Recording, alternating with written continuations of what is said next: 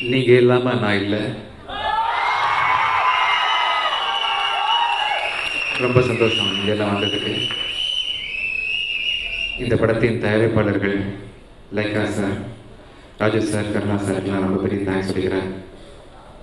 ரொம்ப நான் கஷ்டப்பட்டப்போ தான் அந்த படத்தை ப்ரொடியூஸ் பண்ணீங்க. எனக்கு இந்த படத்தை இவ்வளோ பெரிய ஸ்டேஜில் இவ்வளோ பெரிய ஃபங்க்ஷனை நான் பார்க்கும்போது ஒவ்வொரு செகண்டும் நான் உங்களுக்கு மனசில் தேங்க்ஸ் சொல்லி கேட்குறேன் சார். Thank you so much.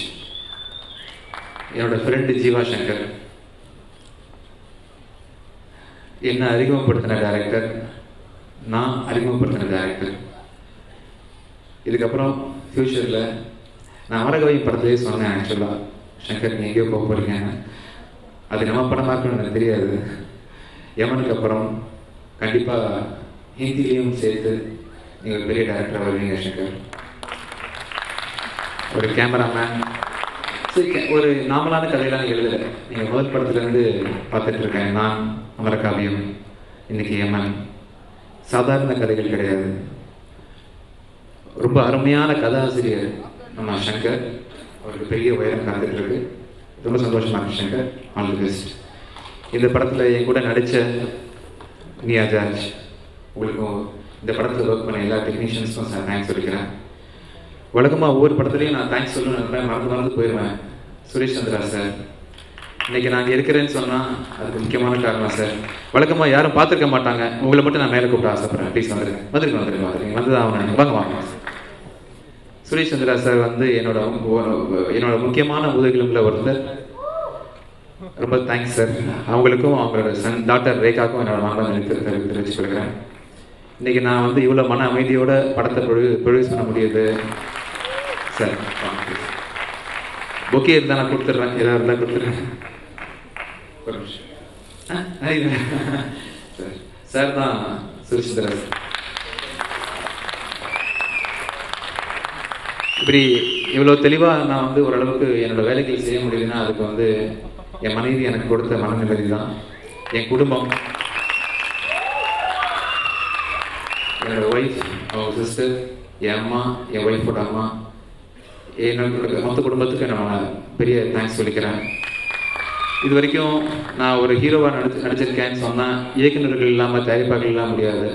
இதுக்கு முன்னாடி என்னோடய படங்கள் தயாரித்த அத்தனை தயாரிப்பாளர்களுக்கும், என்னோட படத்துக்கு நான் மியூசிக் டைரக்டராக ஒர்க் பண்ண அத்தனை டைரக்டர்ஸுக்கும், என்ன ஹீரோவாக வச்சு ஒர்க் பண்ண அத்தனை டைரக்டர்ஸ், என்னோட நிர்மல் குமார், பிரதீப், இந்தியா பாகிஸ்தான், ஆனந்த், சங்கர், சசி சார் வந்து என்ன ஒரு முக்கியமான இடத்துல இண்டஸ்ட்ரியில் கொண்டு போய் வச்சுருக்காரு.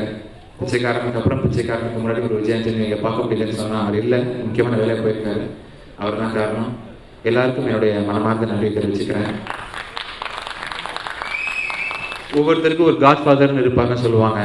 என்னோட காட் ஃபாதர் வந்து எஸ்சிசி சார். ரொம்ப தேங்க்ஸ் சார். அப்புறம் வந்து தைரியமாக விஜயாஞ்சலி கார்பரேஷன் படத்தை ப்ரொடியூஸ் பண்ணது அப்படின்னா அதுக்கு முக்கியமான காரணம் என் அண்ணன் மாதிரி மதுரை அன்பு சார். நீங்கள் இல்லைன்னா சார் நான் படம் எடுத்துருக்க முடியாது, இந்தியா பாகிஸ்தான் எடுத்துக்க முடியாது, பிச்சைக்காரன் எடுத்துக்க முடியாது, சைத்தான் எடுத்துக்க முடியாது. இதுக்கப்புறம் பல விஷயங்கள் நான் பண்ண போகிறேன். எல்லாமே நீங்கள் இருக்கிற தைரியத்தில் தான் பண்ணிகிட்டு இருக்கேன் சார். என்னோடய ஃப்ரெண்ட்ஸு, நான் இன்னும் மறந்த விஷயங்கள், பிச்சைக்காரனை கொண்டு போய் சேர்த்த Saravanan sir, RR cinemas Mahesh sir வரல ஃபங்க்ஷனுக்கு, சைத்தான் கொண்டு போய் சேர்த்தாங்க. இந்த படத்தை பண்ண போகிற அத்தனை டிஸ்ட்ரிபியூட்டருக்கு எல்லாத்துக்கும் நான் சொல்கிறேன், அந்த படம் நல்லா வந்திருக்கு. இன்னும் நான் சில யாராவது மறந்துருந்தேன்னு சொன்னால் மன்னிச்சிடுங்க. தியாகராஜன் சார் எந்த படத்தையும் நடிக்காத தியாகராஜன் சார் வந்து இந்த படத்துக்கு ஒத்துக்கிட்டாங்க. ரொம்ப சந்தோஷமாக இருக்குது. ஒரு நிறைய நல்லவங்களை பார்த்தேன். எனக்கு ஒரு அருமையான நண்பர்கள் கிடைச்சிருக்காங்க இந்த படத்து மூலமாக. Lyca Subash Karan sir, Prem sir, Karuna sir தான் அறிமுகப்படுத்தினாங்க ராஜு சார் எனக்கு. ஆக்சுவலாக கருணா சார் ஞாபகம் இருக்குது சார் எல்லாமே. ரொம்ப தேங்க்ஸ். நான் மறந்த எல்லாத்தையும் எதாவது மறந்துருந்தா மன்னிச்சுங்க. ரொம்ப சந்தோஷமாக இருக்கேன். வந்த எல்லாருக்கும் நன்றி. உங்களுக்கு ரொம்ப ரொம்ப தேங்க்ஸ். தேங்க்யூ. அப்புறம் முக்கியமாக விஜய் சேதுபதி சார், அப்புறம் இது பேர் புரியல, அம்மா Krishnan Siva sir, Dhananjan sir, Thiyagarajan sir, எல்லாருக்கும் ரொம்ப நன்றி தெரிவிச்சுக்கிறேன். இந்த விழா ஞானவேல் ராஜா சார் இருக்கீங்க சார். ஞானவேல் சார் பேசுனதை பற்றி நான் வந்து ரொம்ப ஃபீல் பண்ணுறேன். அவரோட வழி எனக்கு புரியுது. அவரோட வழி எனக்கு புரியுது. தமிழ் ராக்கர்ஸ் பிரதர்கிட்ட நான் வந்து ரொம்ப ரிக்வஸ்டாக கேட்குறேன். மேபி நீங்கள் ஒரு பழைய உங்கள் சினிமா ஹிஸ்ட்ரியில் நீங்கள் ஒரு அசிஸ்டன்ட் டேரக்டராக இருந்திருக்கலாம், உங்களுக்கு வாய்ப்பு கிடைக்காம போயிருக்கலாம், நீங்கள் நடித்து வந்து வாய்ப்பு கிடைக்காம போயிருக்கலாம், ஏதோ ஒரு கோவத்தில் வந்து நீங்கள் அதை பண்ணலாம். ஏதோ உங்கள் சைடில் ஒரு விஷயம் இருக்குதுன்னு நினைக்கிறேன். ரிக்வஸ்ட்டாக கேட்குறேன். சினிமா இண்டஸ்ட்ரின்றது நம்ம வெளியேருந்து பார்க்குற சினிமா இண்டஸ்ட்ரி வேறு. உள்ள நிறைய பேர் ரொம்ப கஷ்டப்படுறாங்க, பல குடும்பங்கள் இதில் இருக்குது. தயவு செஞ்சு நீங்கள் வந்து ஃப்யூச்சரில் கன்சிடர் பண்ணுங்கள், இந்த மாதிரி வந்து போடாதீங்க. ஏன்னா இது தமிழ் ராக்கர்ஸ் மட்டும் இல்லை, நிறைய சைட்ஸ் இதில் இருக்காங்க. நீங்கள் சார் சொன்ன மாதிரி தெலுங்குலலாம் வந்து நிறைய குறைஞ்சிருச்சு. நம்ம தமிழ் மக்கள் நல்ல மக்கள் அப்படின்னு ரீசெண்டாக நிறைய விஷயங்கள் நம்ம பார்த்தோம். நம்ம எவ்வளோ ஒத்துமையாக இருக்கோம்னு சொல்லிட்டு தமிழில் ஒருத்தர் தான் நீங்களும். தயவு செஞ்சு ஃப்யூச்சரில் வந்து பைரசியை கண்ட்ரோல் பண்ணுறதுக்கு நீங்களும் உதவுங்க. தேங்க்யூ. இந்த படத்தில் மூலம் 2 அம்மா இருக்காங்க. ஒரு அம்மா வந்து ஜீவசங்கர், இன்னொரு அம்மா வந்து விஜய். இந்த கதையை நான் முன்னாடியே நானும் கேட்டிருக்கேன்.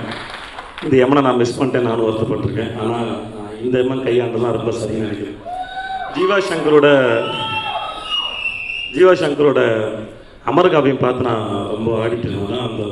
அந்த கதையை வந்து ஒரு இயக்குனர் வந்து தன்னோட டேரக்ஷனோட ஸ்ட்ரென்த்தாக இருந்தால் மட்டும்தான் கையாள முடியும். அவ்வளோ ஸ்ட்ராங்கான கதையில் வார்த்தையில் சொல்ல முடியாது.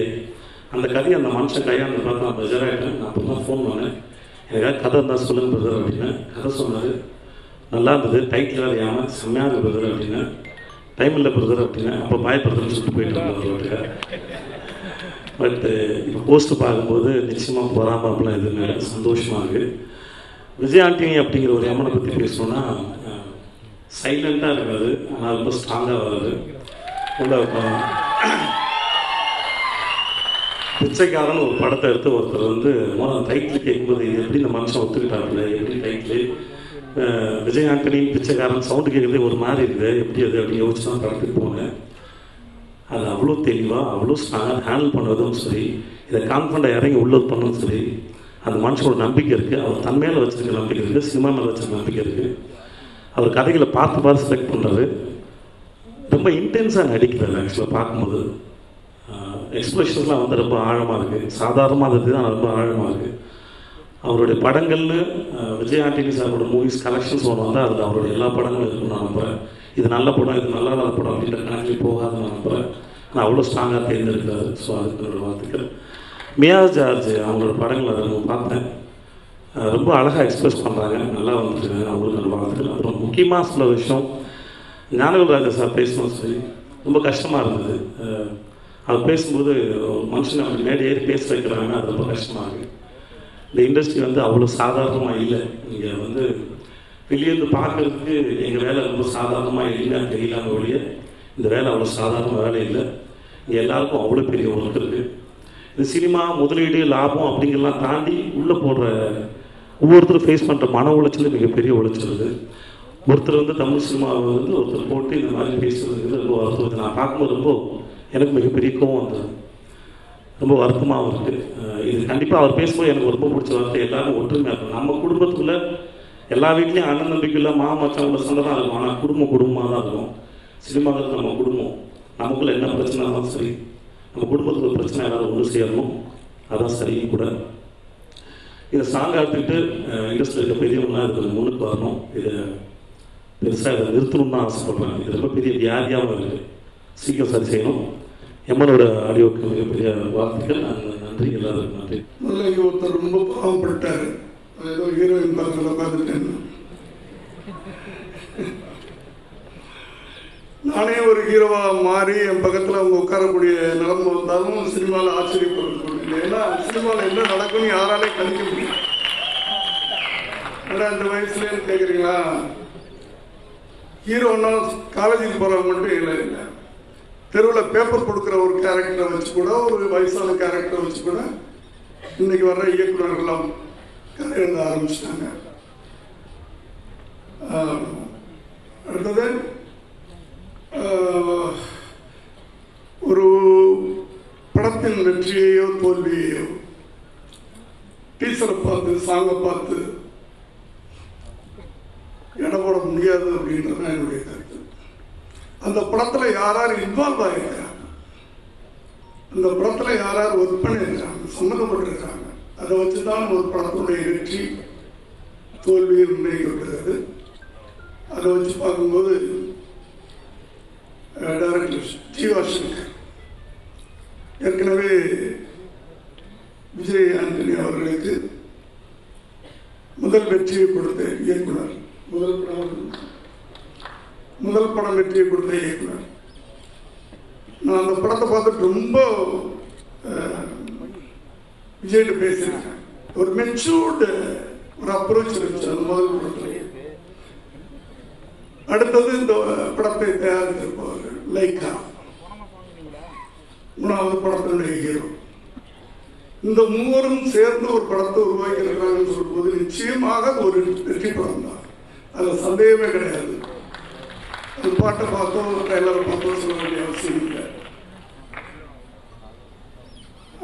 அடுத்து விஜய் பற்றி நான் சொல்லணும்னா நிறையா சொல்லலாம். விஜய் பற்றி ஒவ்வொரு மேடையில நான் சொல்றேன். விஜய் பற்றி பேசும்போது நான் என் மகன் விஜய் பற்றி தான் பேசுற மாதிரியே நான் ஒரு ஃபீலிங். அவருடைய வளர்ச்சி எப்படின்னா, அவரு முதல்ல வந்து கதை தான் ஹீரோன்றதை நல்லா புரிஞ்சுக்கிட்டு ஒரு நடிகர். அவர் நல்ல கதை, நல்ல கேரக்டர்ஸ், அதில் யார் நடித்தாலும் அந்த படம் ஓடும், அந்த கதை ஓடும் அப்படின்னு தெரிஞ்சுக்கிட்டு அதில் தன்னை கொண்டு போய் உள்ள வச்சுக்கிறார். இப்படித்தான் அவர் வந்து படிப்படியாக ஏறி வந்தார். அதாவது நம்ம படியேறும்போது ஒவ்வொரு படியாக ஏறினா ஸ்டடியாக ஏறலாம். சப்போஸ் ஸ்லிப்பானா கூட லேசாக ஸ்க்ராட்ச் தான் வரும், திரும்பி எந்திரிச்சு ஏறிடலாம். முதல் படியில் கை வச்சுட்டு 10வது படிக்கு போகணும் அப்படின்னு யாராவது ஜம்ப் பண்ணால் அவ்வளோதான் திருப்பி. அதை புரிஞ்சுக்கிட்டு ரொம்ப அழகாக வந்துக்கிட்டே இருக்கிறாரு. அப்படி வந்தவர் இந்த படத்தில் நான் நினைக்கிறேன் யமன் சொன்னாவே எல்லாரும் பயப்படுவாங்க. எவ்வளவு வயசானாலும் யமன் வரான்டான்னா ஐயோ அப்படிம்பாங்க. ஆனால் என்ன உயிரை எடுக்கிறவன் யமன் சொல்லுவாங்க. ஆனால் இந்த யமன் லைக்காவிற்கு லாபத்தை கொடுக்கின்ற யமனாக இருப்பான் என்று நான் விஜய் வந்து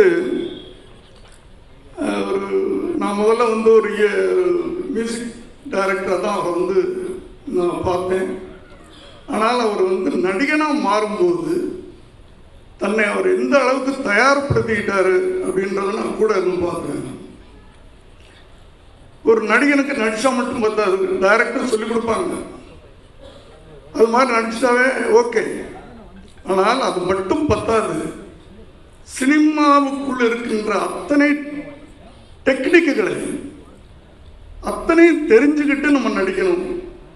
கதைனா என்ன, ஸ்கிரீன் பிளேனா என்ன, கேரக்டரைசேஷன் தான் என்ன, அதை எப்படி கொண்டு போகணும், அது ஒரு தொய்வில்லாமல் போறதுக்கு அவரே ஒரு திரைக்கதை இயக்குனர் தான்.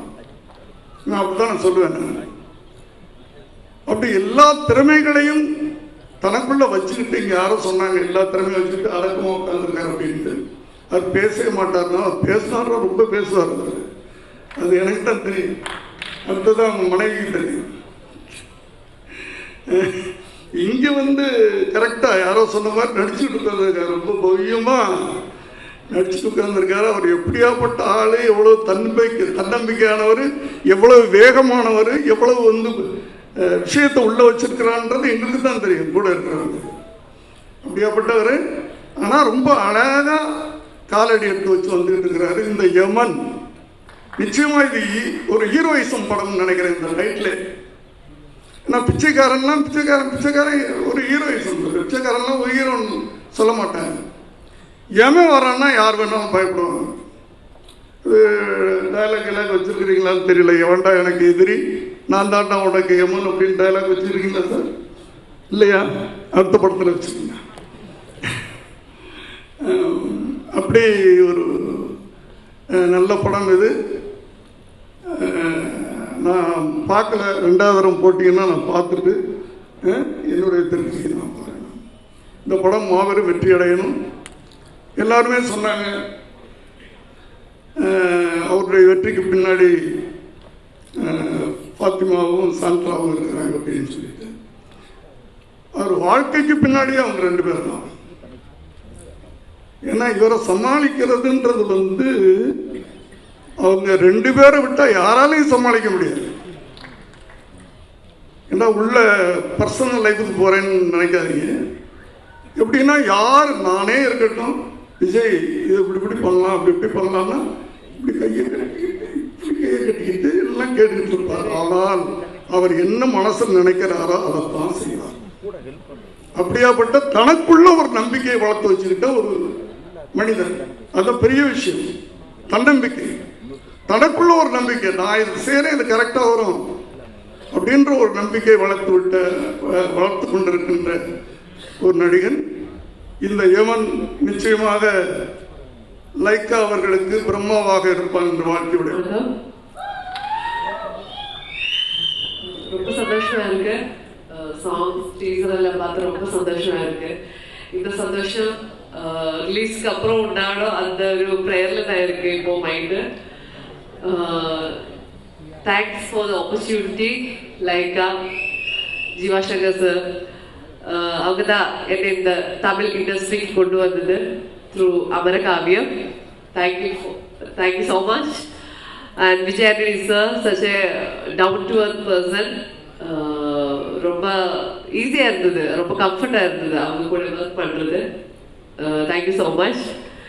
And special thanks to my master, Sharif Master, for the dance movement. Once again, thank you so much, and please support us. Watch the movie in the theaters and support us. Thank you so much.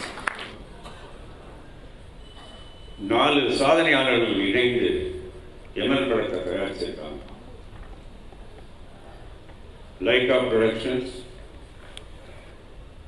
பாலிவுட்ல இருக்கிற ஒரு hero villain ஆக்கி ஒரு படம் எடுத்துருக்காங்க. பெரிய சாதனை. தொடர்ந்து பெரிய படங்களா எடுத்துருக்காங்க. இந்த படத்துல செலவு எதையுமே நீங்க கம்மி பண்ணக்கூடாதுங்கிற ஆர்டர் தான் ஜீவா சங்கர் சாருக்கு. மிக பிரம்மாண்டமாக தயாரிப்பதற்கு உறுதுணையாக இருந்த அவர்களுக்கு நன்றி. அடுத்ததாக ஃபாத்திமா அண்ட் சாந்த்ரா, அதாவது அவங்ககிட்ட நிறைய விஷயங்களை நான் கற்றுக்கிட்டேன். இத்தனை வருஷம் சினிமாவில் இருந்தால் கூட சினிமா தயாரிப்பில் எதெல்லாம் பண்ணணும் எதெல்லாம் பண்ணக்கூடாதுங்கிற ஒரு இதை கரெக்டாக ஃபாலோ பண்ணி அந்த பரிவு அன்பு அந்த நேரம் தவறாமல் ஒவ்வொருத்தரும் வரதை பார்க்கறது, அவங்களை கவனிக்கிறது, இது எல்லாமே அவங்க ரொம்ப தேர்ச்சி அடைஞ்சிருக்காங்க. அவங்களுக்கு என்னுடைய வாழ்த்துக்கள். விஜய் ஆண்டனி ஒரு சகல கலா வல்லுவர், சவுண்ட் இன்ஜினியர்,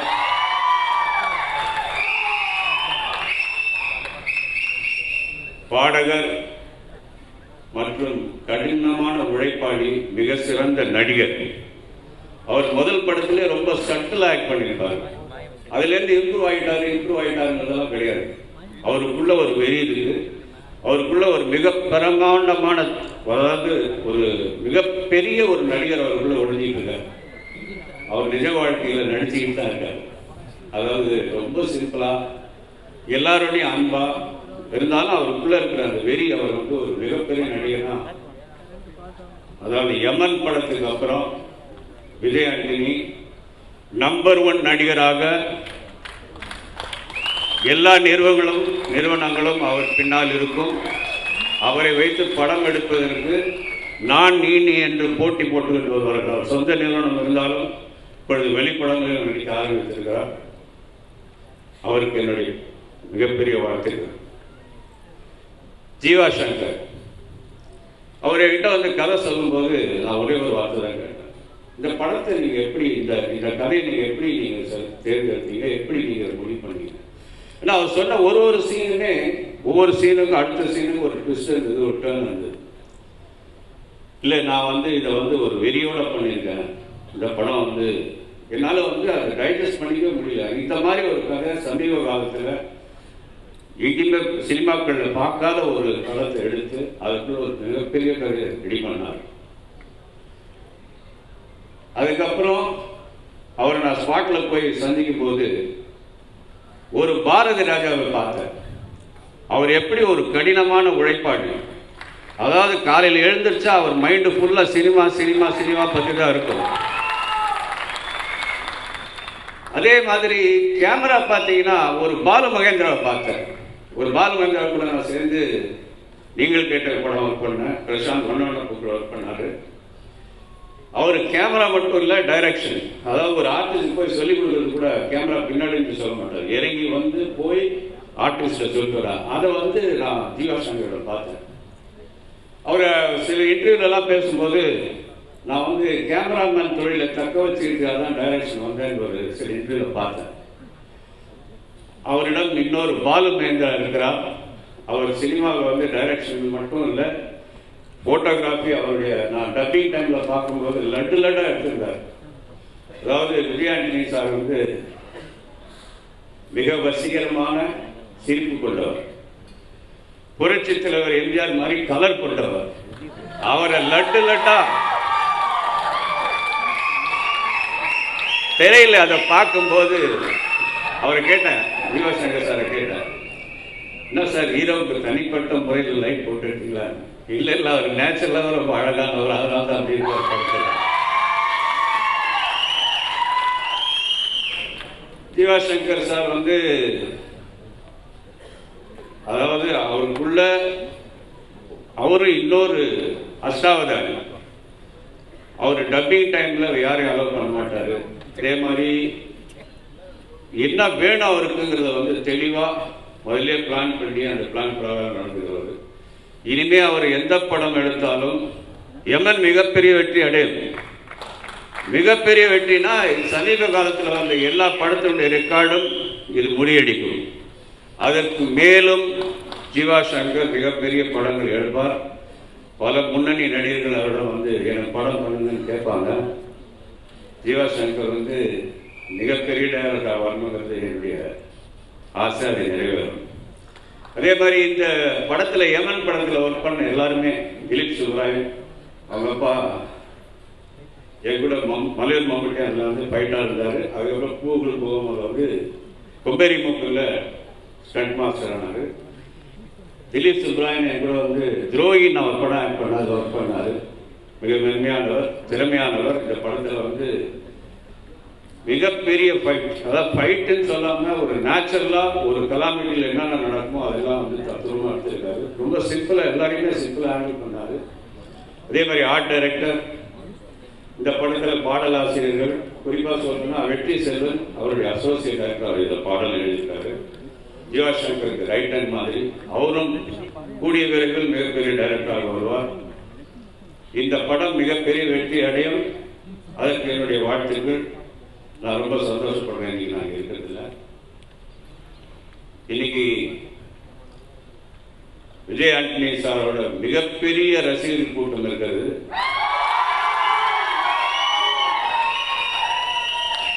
அது மேல் மேலும் மேல் மேல் விரிவடைந்து உலக அளவில் அவர் எங்கே மட்டும் தமிழில் மட்டும் இல்லை, பிச்சைக்காரன் தெலுங்குலேயும் ஒரு பெரிய கலைக்கு அங்கே ஒரு 35 கோடியை கலெக்ட் பண்ணிச்சு. இந்த படம் தெலுங்குலேயும் மிகப்பெரிய வெற்றி அடையும். எல்லாருக்கும் என்னுடைய வாழ்க்கையில் சொல்லி விடைபெறுகிறேன். நன்றி. எல்லாருக்கும் வணக்கம். And first of all, I'd like to congratulate Vijay sir and Jiva Shankar. சந்தோஷமா இருக்கு பிகாஸ் என்னோட என்ன ரொம்ப பாப்புலர் ஆக்கின 2 பேர் தான் Jeeva Shankar and Vijay Antony.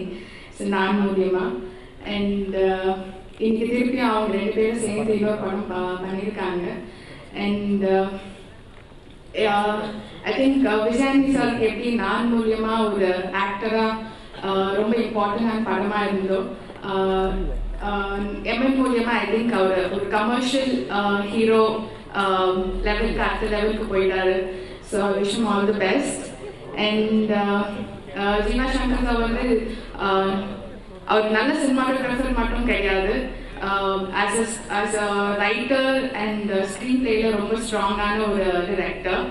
And always been a big fan of his cinematography. So I wish him all the best too. And Mia, எல்லாரும் சொன்ன மாதிரி ரொம்ப நல்லா அழகாக ஆடி இருக்கீங்க. So and And I really loved your performance in Amarakavyam, so I'm very happy that to see you again on screen. So wish you all the best.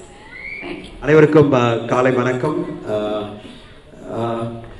என்ன சொல்றது, Vijay Antony sir வந்து இந்த டைட்டில் யமன் அப்படின்ற டைட்டில் வந்து இப்போ சமீபத்தில் முடிவு பண்ணியிருக்காரு நினைச்சீங்கன்னா இல்லை. என்ன சார், ஒரு 3 வருஷம் இருக்குமா? 3 வருஷம் முன்னாடி என்கிட்ட கம்ப்யூட்டரில் வந்து இந்த டைட்டில்லாம் காமிச்சார். நம்மளுக்கெல்லாம் பிடிச்ச ஒரு டயலாக் இருக்கு. நான் இது வந்து ஒரு நிமிஷமும் ஒரு வினாடியும் நானே செதுக்கினதுடா அப்படின்னு சொல்லுவாங்கல்ல.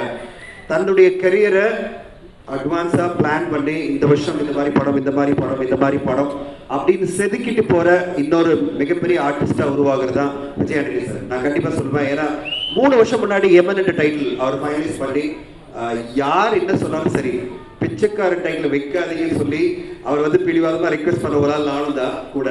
பிடிவாதமா முடியாது, இதுதான் டைட்டில் சார், இதை தவிர வேற ஏதாவது பேசுங்க சார் அப்படின்னு. அந்த தன்னம்பிக்கை, தன் மீது இருக்கிற மிகப்பெரிய நம்பிக்கை எல்லாருக்குமே இன்ஸ்பிரேஷன் நான் சொல்லுவேன். எனக்கே மிகப்பெரிய இன்ஸ்பிரேஷன். என்னன்னா அவருடைய போராட்டம் எனக்கு தெரியும். அவர் வாழ்க்கையில வந்து நம்பிக்கை தான் அவர் வாழ்க்கை. தன்னுடைய திறமை, தன்னுடைய நம்பிக்கை, அந்த போராட்டத்துக்கான ரெடினஸ், எல்லாத்துக்கும் ரெடினஸ் அவர். அதாவது எவ்வளவு கடன் வாங்கி ஒரு ஸ்டுடியோ செட்டப் பண்ணி இந்த இண்டஸ்ட்ரியில யாருமே இல்லாம எந்த துணையும் இல்லாம வந்து ஒரு மியூசிக் டைரக்டரா ஜெயிச்சு, அது பிறகு எல்லாரும் கேட்பாங்க, நல்ல பாப்புலரா போயிட்டு நீங்க மியூசிக் டைரக்டரா ஏன் நடிக்கணும்னு வரும்போது, இல்ல நான் நடிப்பேன் அப்படின்னு சொல்லிட்டு தனக்குன்னு ஒரு ஐடென்டிட்டியை நான் என்ற படத்து மூலமா உருவாக்குறாரு தன்னுடைய ஓன் ப்ரொடக்ஷன்ல. அது பிறகு ஒரு ஸ்டெப்பா செதுக்கி இன்னைக்கு யமன் அப்படின்ற ஒரு பாப்புலர் டைட்டிலோட வராரு. இன்னும் என்னென்ன வச்சிருக்கீங்க தெரியல விஜய் சார், என்னென்ன டைட்டில் வச்சிருக்கீங்க தெரியல. அண்ட் எல்லாரும் மாதிரி தான் வந்து நாங்களாம் ஆச்சரியப்படுற விஷயம் என்னன்னா இந்த தன்னம்பிக்கை. இதுதான் இந்த படத்தினுடைய மாபெரும் வெற்றி. முதல்ல இந்த ஆர்யா ரைடர்ஸ் குரூப்ல இருக்கிற ஜீவா சங்கருக்கு என்னுடைய வாழ்த்துக்கள். நாங்களாம் ஒரே குரூப், கலையரசன், ஜீவா சங்கர், நாங்களாம் வந்து காலகட்டத்தில் சைக்கிள் குரூப் ஒன்று. அண்ட் அவருடைய குரூப்பு அந்த ஜீவா சங்கர் வந்து நான் படம் மூலமா விஜய் ஆண்டனி சாரை இன்னைக்கு ஒரு மிகப்பெரிய நடிகரை அறிமுகப்படுத்தி இன்னைக்கு யமன் மூலமா இன்னொரு பெரிய வெற்றி அவர் கண்டிப்பா கொடுக்க போறாரு நான் நம்புறேன். மிகப்பெரிய ஆச்சரியமா இருந்தது மியா ஜார்ஜ். ரொம்ப சாஃப்டான இதெல்லாம் பார்த்துட்டு திடீர்னு அவங்க டான்ஸ் அதை பார்த்து நான் வந்து ஐ வாஸ் ஷாக். நான் சொன்னேன், யாருப்பா இது இப்படி ஆடுறாங்க பக்கத்தில் கேட்டுருந்தாங்க. இல்லை சார், மியா ஜார்ஜ் தான் சார் அப்படின்னு.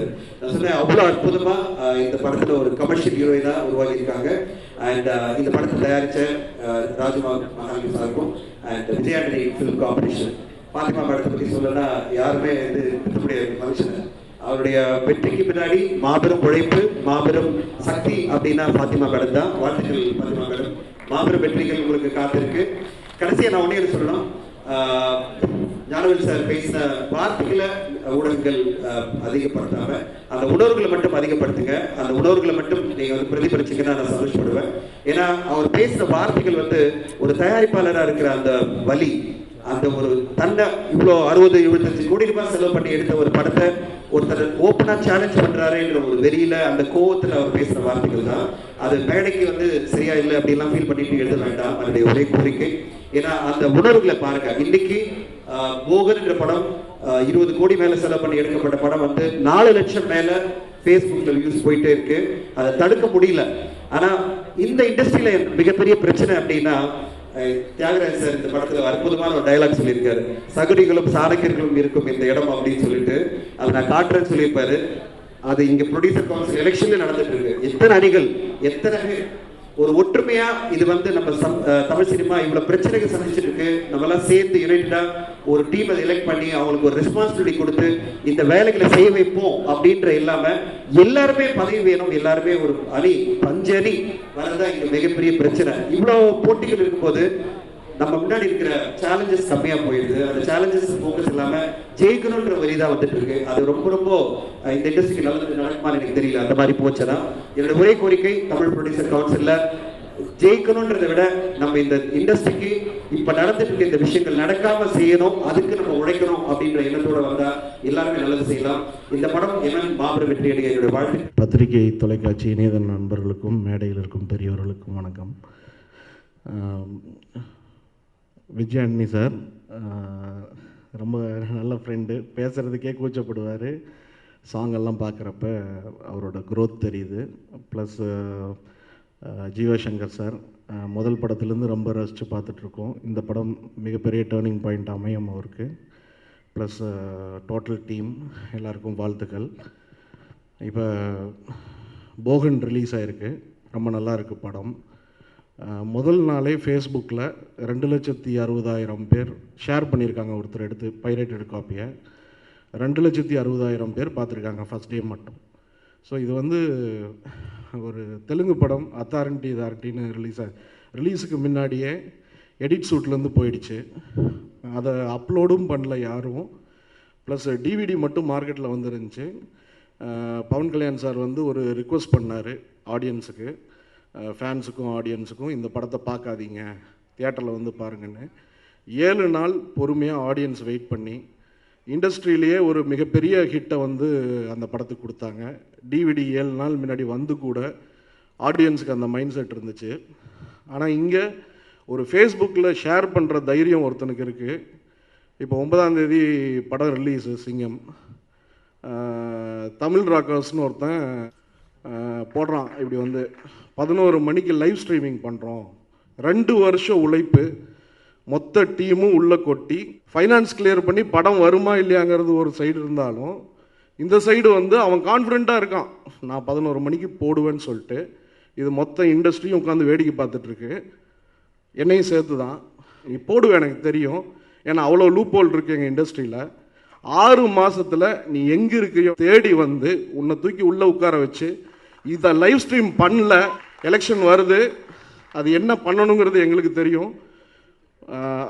மொத்த இண்டஸ்ட்ரியும் இப்போ கூட ஒன்று சேரல, உனக்கு அவன் பிடிக்கல, அவனுக்கு நீ பிடிக்கல, நான் பிடிக்கல, இப்படியே உட்காந்துட்ருங்க. ஒரு நாள் மொத்தமாக டிவி சீரியல் லிஸ்ட்டில் நம்ம இண்டஸ்ட்ரி சேரும். அது நடக்காமல் இருக்கணும்னா கொஞ்சம் நல்ல முடிவுகளை இண்டஸ்ட்ரிக்குள்ளே எடுங்க. இந்த மேடையை அதுக்கு பயன்படுத்தினது தப்பு. இருந்தாலும் எங்கே ஷேர் பண்ணுறதுங்கிற கோபம் வருது. போகன் ப்ரொடியூசர்கிட்ட பேசிகிட்டு இருந்தேன், அவருடைய வருத்தம். அதை வாங்கியிருக்கிற ஸ்ரீகிரீன் சரவணன் சார் இங்கே இருக்கார். அவர் எவ்வளோ முதலீடு பண்ணியிருக்காரு, எவ்வளோ ரிஸ்க் எடுத்திருக்காரு இந்த விஷயத்தில். அதனால் அவருக்கு தான் அந்த வழி என்னங்கிறது தெரியும். அப்புறம் பப்ளிக்கும் வந்து எந்த கோபத்தை எந்த இடத்துல காட்டுறதுன்னு தெரியறதில்ல. ஓட்டு போட்டு ஜெயிக்க வச்ச ஆட்களை தவிர எல்லார்கிட்டையும் நிறைய எதிர்பார்க்குறீங்க. கேள்வி கேட்குறது எம்எல்ஏ எம்பி கிட்ட கேட்குறது கிடையவே கிடையாது. சரிங்களா? நடிகன் வரல, அங்கே ஏன் வரல, இங்கே ஏன் வரல, வந்தால் கூட்டுறோம், வரலினா கூட்டுறோம். எதுக்கு இவ்வளோ கம்ப்ளைண்ட்டு?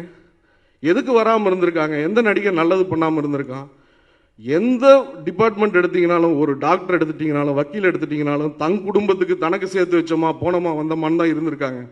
ஆனால் இந்த சினிமா இண்டஸ்ட்ரியில் மட்டும்தான் எந்த ஒரு பொது விஷயம் நடந்தாலும் சரி, முதல் ஆளாக வரிஞ்சு கட்டிட்டு ரசிகர்களை கூட்டிகிட்டு போகிறதுலேருந்தும் சரி, பாக்கெட்லேருந்து காசு எடுத்து செலவு பண்ணுறதும் சரி, விஜய் சார் எடுத்துட்டாலும் சரி, ரஜினி சார் எடுத்துட்டாலும் சரி, சூர்யா சார் எடுத்துட்டாலும் சரி, அகரமுக்கு எத்தனை 4.5 கோடி ரூபா வருஷத்துக்கு செலவு பண்ணிகிட்டு இருக்காரு எஜுகேஷனுக்கு. கிட்டத்தட்ட 4,500 பேர் இது வரைக்கும் அதில் பெனிஃபிட் ஆகிட்டு மாதம் 50,000லேருந்து 1.5 லட்சம் ரூபா வரைக்கும் சம்பளம் வாங்கி தன் குடும்பத்தை காப்பாற்றிட்டு இருக்காங்க. அதுலேருந்து படித்து வந்த மாணவர்கள். ஏன் கம்ப்ளைண்ட் பண்ணிகிட்டே இருக்கிறீங்க? ஒரு விஷயம் நடந்துச்சுன்னா உடனே ஒரு நேரம் சாப்பாடு சரியில்லைன்னா உடனே சொல்லிடுவீங்களா வீட்டில் அம்மா சரியில்லைன்னு சொல்லிட்டு? அந்த நேரம் உப்பு கொஞ்சம் கம்மியாக இருக்குது, அவ்வளோதான். எல்லாம் தயவு செஞ்சு பப்ளிக் ஒரு அவேர்னஸ் வரணும். இத்தனை பேர் உழைக்கிறாங்க ஒரு படத்துக்குள்ளே, உங்களை என்டர்டெயின் பண்ணுறதுக்கு மட்டும்தான் இத்தனை உழைப்பும் போடப்பட்டுருக்கு. ஒரு டைரக்டர்லேருந்து மியூசிக் டைரக்டர்லேருந்து அத்தனை பேரும் டே அண்ட் நைட் உட்காந்து உழைச்சி உருவாக்கி தான் ஒரு படம் வருது. என்னென்னா மக்களை சந்தோஷப்படுத்தணும், அதுதான் ஃபஸ்ட்டு டார்கெட். சம்பளம்ங்கிறது ரெண்டாவது, அது தேடி வர்ற விஷயம், அதை விட்டுருங்க. ஃபஸ்ட்டு ஒருத்தர் ஆரம்பிக்கிறப்ப கோடியில் சம்பளம் வாங்கணும், லட்சணத்துக்கு சம்பளம் வாங்கணும்னு யாருமே இந்த இண்டஸ்ட்ரிக்கு வரல. எல்லாரும் ஃபஸ்ட்டு விஷயம் இது செலக்ட் பண்ணிட்டு வர்றது என்னென்னா ஒரு ரெக்கக்னேஷனும் பப்ளிக்கை சந்தோஷப்படுத்துகிற ஒரு தொழிலுங்கிற ஒரு விஷயத்துக்கு தான். அதுக்கான மரியாதையும் தயவு செஞ்சு பப்ளிக் வந்து இங்கே இந்த இண்டஸ்ட்ரியில் இன்வால்வ் ஆகிறவங்களுடைய ஹார்ட் ஒர்க்குக்கு தரணும். பைரசியை தவிர்க்கணும். Plus Tamil Rockers definitely you will get nicely within 6 months. Plus press media, அது நீங்கள் அண்டர்ஸ்டாண்ட் பண்ணிப்பீங்கன்னு தெரியும். ஒரு தப்பான ஒரு ஆள் வந்து என்கரேஜ் பண்ணாதீங்க, பைரசி என்கரேஜ் பண்ணாதீங்க. இது இன்னொருத்தனுடைய இடத்துல வந்து பட்டா போட்டு ரவுடி உட்கார்ற கதை தான் இது. தயவு செஞ்சு இது பெரிய டிஃப்ரென்ஸோ எதுவுமே கிடையாது. தயவு செஞ்சு சப்போர்ட் பண்ணுங்கள், இண்டஸ்ட்ரியை சப்போர்ட் பண்ணுங்கள். மேடையில் இருக்கும் பெரியவர்கள் ஏதாவது தவறாக நான் பேசியிருந்தால் மன்னிக்கணும். நன்றி, வணக்கம்.